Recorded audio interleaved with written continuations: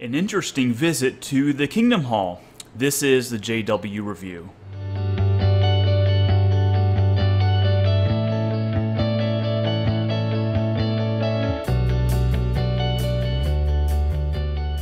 So today, on Sunday, I visited a Kingdom Hall, and this is the second time in the past month I went. Last week we had a snowstorm, and so they canceled the services, so this is the second time. And on that first time, that was maybe the first time I had been to a Kingdom Hall in, oh gosh, it's probably been years. Since I've been to one. So a friend had started going because he was invited, and so he invited me to go, and so I've been going with him ever since. Today was really interesting, and so I kind of want to talk about just the turn of events that happened today that were actually really unexpected, because this turn of events, which I'm about to describe, usually takes a little bit longer, although the turn of events was relatively unique. But the sort of thing that I'm about to describe has happened before, just in they took a different approach. So what exactly happened? Well, we went into the Kingdom Hall, did the usual thing. They had the public talk, I guess that's what this was called. They had that, and then they had studying this particular watchtower, and went through that just as usual. And so at the end, there were some people that would come up to me, my friend, and they would introduce themselves to us, and very warmly introducing themselves and just having some very brief small talk. Well, of course, when they would ask me, my friend, what we thought, we would say, well, we thought it was interesting, and we have some questions. We have a lot of questions about what you guys talked about and what we saw in your Watchtower magazine. But here's the interesting thing, and I'll back up just a little bit. So when we got there, we sat next to an older lady, and she comes alone because her husband is a Baptist, but she seems to be a well-seasoned Jehovah's Witness in that she's been a Jehovah's Witness for a while. We get in there, we sit next to her, of course, say, hey, how you doing? She welcomed us. It wasn't but maybe a minute, maybe. This was right before the meeting started. Some guy came up to her and said, hey, I need to speak with you for a moment. So we're like, oh, that's kind of weird. So she gets up, and this is a minute before the meeting started. She gets up, walks away, and then comes back maybe a few minutes later and says to me and my friend, hey, I've got to go. And she picks up her stuff and leaves, and we're like, what's going on? Why is she getting up and leaving? I hope everything's okay. So we assume that she actually left the meeting altogether because maybe something happened. Fact of the matter is, she actually went to sit in the back. So me and my friend, we're up in, I think, the second row. No one else is in the row with us. No one is in the row in front of us. That lady, no longer next to us either. So we're up there all alone, which is fine. So we get to the end of the meeting, and so as people are introducing themselves to us, not even a minute goes by before someone, I think is usually a guy, a different guy, every time comes up to us, asks the person who we're speaking to they say, can I see you for a minute? So they take that person, they take them away, and we're like, what's going on? Now, that's kind of weird, but we shrug it off, and we don't know what's going on. So we go up to another couple or person, and it seems to be actually women, usually older women, who are kind of coming up to us and introducing themselves to us, and that's fine. But again, it doesn't take a minute to go by before some gentleman takes that woman, takes them aside. They say, can you excuse us for a second? So we're like, what is going on? This happens probably 6 to 8 times, maybe. Doesn't matter who we're talking to. Someone comes up and takes that person away before we can get into any type of meat of a conversation where we're actually discussing details. Because I remember one lady, she was sitting down, we were standing up, and she told us that she needed a wheelchair, so that's why she can't stand up. All fine and well.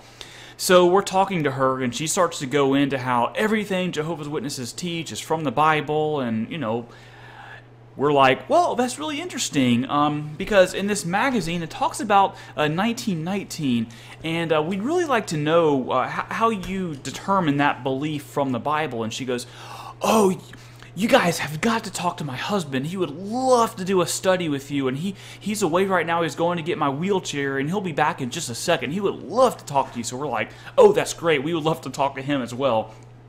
And so he comes, and he basically says, honey, we got to go. And we're like, what's going on? So we shake his hand and introduce ourselves, but he's just like, we've got to go. And she's like, oh, but he's like, we got to go. So he basically puts her in the wheelchair, and they are off, and we're just like, this is so weird. What is going on? So anyway, this happens time and time again, and eventually everyone, 20 minutes later maybe, or however long it took everyone to kind of get out of the Kingdom Hall and everyone go home. But by the time everyone's kind of leaving and going home, we're like, well, I guess we need to leave too, because we're kind of standing around just kind of waiting for someone to come up to us and talk to us, and that was happening less and less. So anyway, we get out to the parking lot, and me and my friend are just standing by our car, just talking to each other about just various topics that were discussed at the meeting, and which we always do after the meeting. And so a couple drives up next to us, and they introduce themselves to us, and we're like, oh, this is great. You know, we can maybe have a conversation here. Well, it turns out that this couple that just drove up next to us, they weren't actually a part of that meeting time that we were at. We were at the 1 p.m., and I think they were at the 4 p.m., but they had come early for some odd reason. And so I guess they weren't in on whatever was going on, like why all these people were getting taken away from us.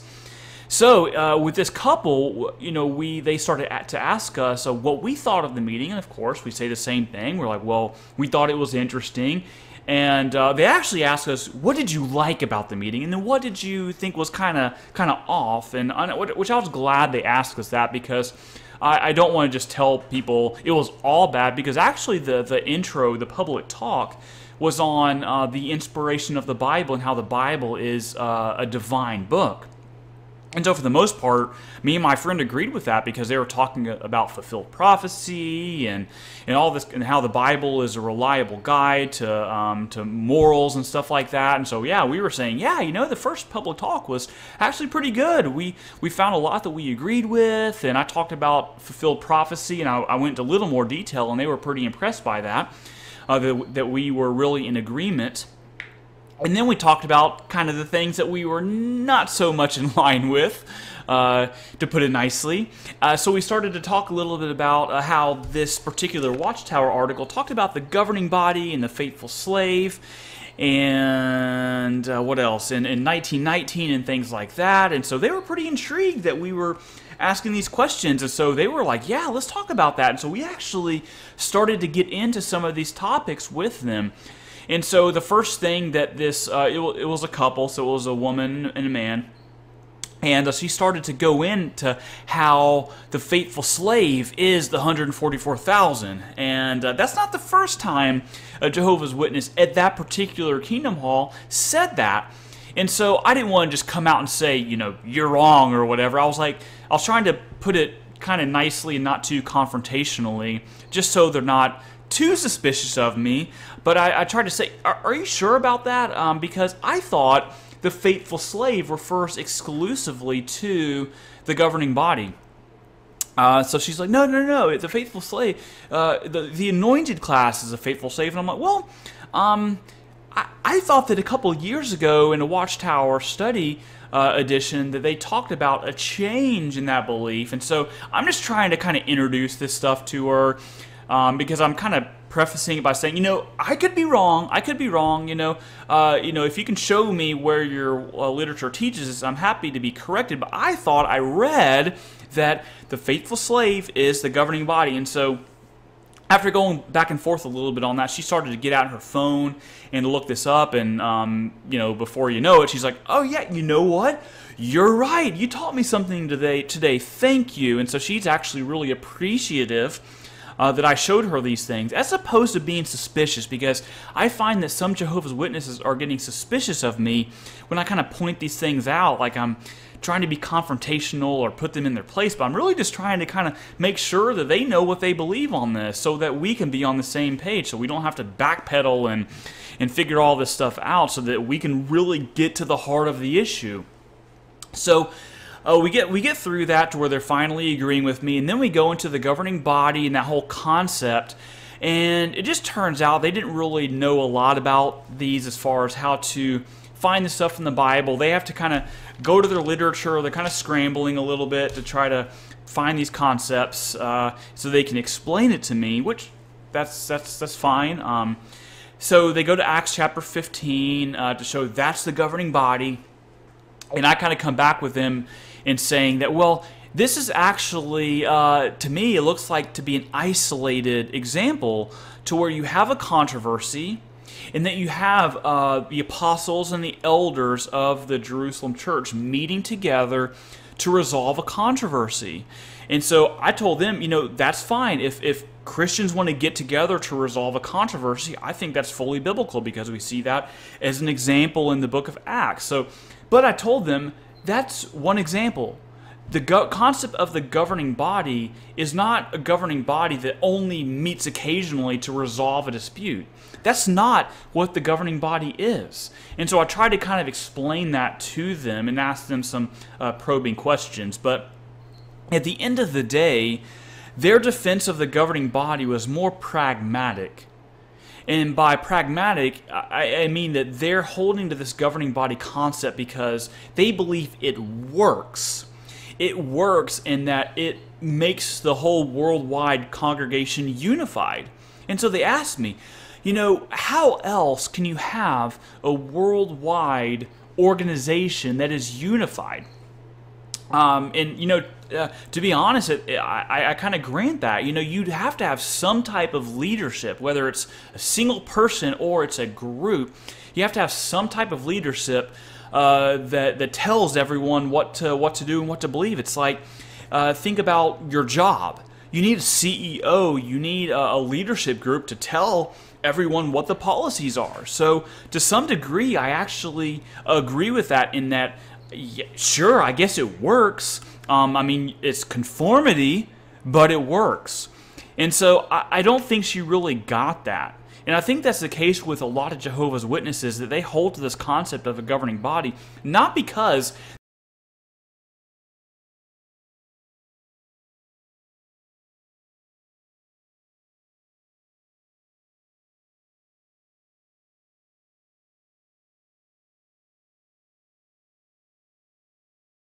I think that's the case with a lot of Jehovah's Witnesses, that they hold to this concept of a governing body, not because they can find all these examples in the scriptures about a governing body. They can find maybe one or two in the book of Acts, but my goodness, go to Paul's letters. You won't find anything remotely close to describing a governing body in Paul's letters or anywhere else. It's just not there.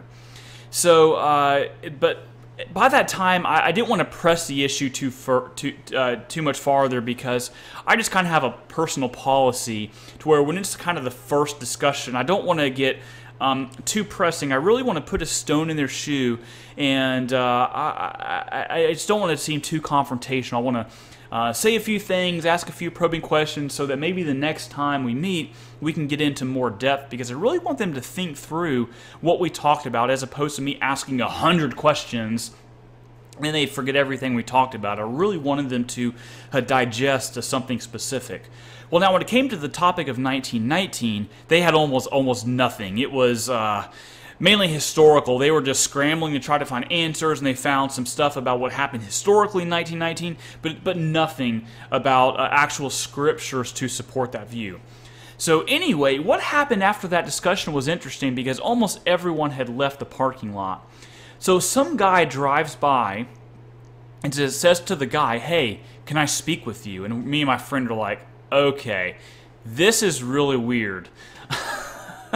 This is weird. So the guy gets out of the car, he goes and he talks to this other guy for about maybe 5 minutes. So we're discussing now with this guy's wife a little bit further about the governing body in 1919. So the husband kind of gets back, he gets in the car. He seems obviously, what is it, maybe a little bit flustered. He just didn't seem like the same guy we were just talking to, because he was really engaging and talkative, but now something just seemed really up. And now he's telling his wife, hey, look, we got to go. We got to go. So me and my friend think that something is up. So basically we wrap the conversation up, we shake their hands, it's nice talking to you, thank you for your time, and they go. So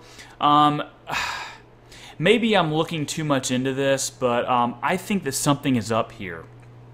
And maybe some of you can agree with me. Maybe some of you who have been Jehovah's Witnesses before, maybe you've seen this kind of thing happen. So if you have some insights on this as to what exactly was going on here, like maybe they Googled my name and they saw my website, or they saw what I'm doing right here and right now, and they got suspicious, and now they're trying to tell everyone, hey, this guy Mike, don't go into depth with him. Like, he's welcome to come, but don't engage with him. Maybe that's what's going on. I think that's what's going on, and maybe this is all some type of coincidence, but I think they're on to me. You know what? And that's really, really sad. If that's true, it's really, really sad. And if you're a Jehovah's Witness,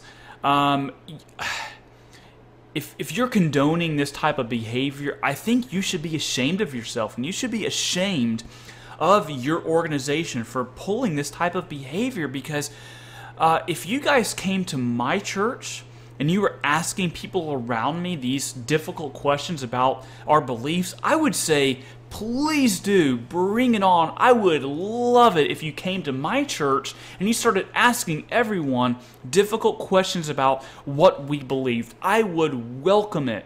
I would be thrilled if you came to my church and you listened to what we're saying and you took our literature, our books, or whatever we're passing. I would be ecstatic if you did that. But when I come to your church, I accept your literature and I listen to what your speakers are saying, and I have questions. I think you should be thrilled about that. You should be thrilled, and I think you should be engaging with my questions, and you should be inviting me back. You should be wanting to talk to me afterwards. That's what I think should be going on. But instead, you're going around and you're telling people not to engage me and my friend. If that's true, and I will be the first to apologize to you right now if I'm wrong about all of that. And I hope I am wrong, because, I think it would just be a real shame if that's what's going on in your congregation. You should be completely ashamed of yourself if that's the kind of behavior that you pull. So I hope that's not what's going on, but I think it is.